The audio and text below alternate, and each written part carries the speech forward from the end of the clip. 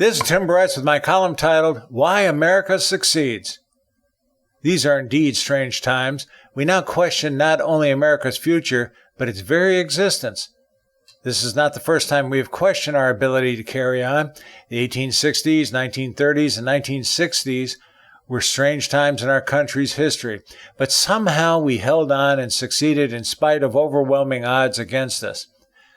I've had the pleasure and privilege of being able to see quite a bit of the world, and there are many countries with admirable strengths, but there are weaknesses in them as well. Although other countries are quick to criticize our actions and policies, make no mistake, America is the country everyone wants to work with and the place where everyone wants to come to. In spite of all of our problems, America continues to somehow persevere. One cannot help but ask, why? As the world's melting pot, we are a culturally diversified society with a heterogeneous set of opinions and perspectives. Our customs, beliefs, and values are derived not just from the old world, but from geographical idiosyncrasies as well, such as New England, the Mid-Atlantic states, the South, the Midwest, the Southwest, and the Northwest, each with their own indelible peculiarities which influences the behavior and opinion of the citizens. Getting the people of the United States to conform to a standard set of values, rules, and laws is not only incredibly difficult, it is nothing less than a miracle that we have lasted this long. So why does America succeed? Two reasons. First, freedom. We were very fortunate to have a set of founding fathers with the foresight to develop an innovative Constitution and Bill of Rights which defines the checks and balances of government and establishes the unalienable rights we all enjoy as citizens. It is simply brilliant.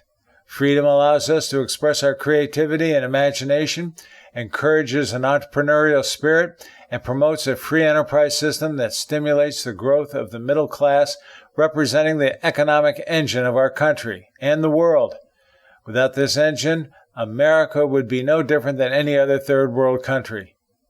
We've been very fortunate to have had many people defend these rights over the years, both in and out of uniform, but perhaps no more than Abraham Lincoln, who seemed to grasp the significance of what our forefathers were trying to do and thankfully preserved it for succeeding generations.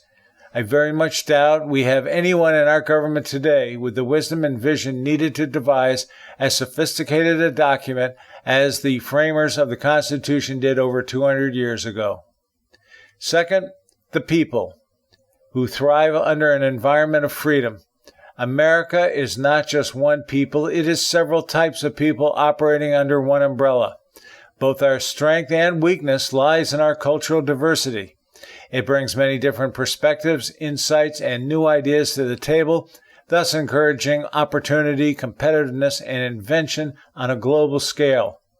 It is because of this cultural mix that we only come together as a result. This is why Americans are typically better reactors as opposed to planners. If America has an Achilles heel, it is that we tend to wait for disaster before we act, such as the Lusitania, Pearl Harbor, and 9/11. America succeeds not because of our government, but in spite of it. Without the blueprint of the Constitution and the Bill of Rights, our government would be more invasive in our lives than it already is. So why do we succeed? Actually, I think it's more than just dumb luck, but rather because the time was right to create a country like the United States. The need was real, and we were fortunate to have good and learned people who put it all together. As long as we believe in our Constitution and Bill of Rights and do not deviate from them and believe in ourselves, we, the people of America, will succeed. Friends, keep the faith. This is Tim Bryce in Palm Harbor, Florida. Follow me on the internet at timbryce.com.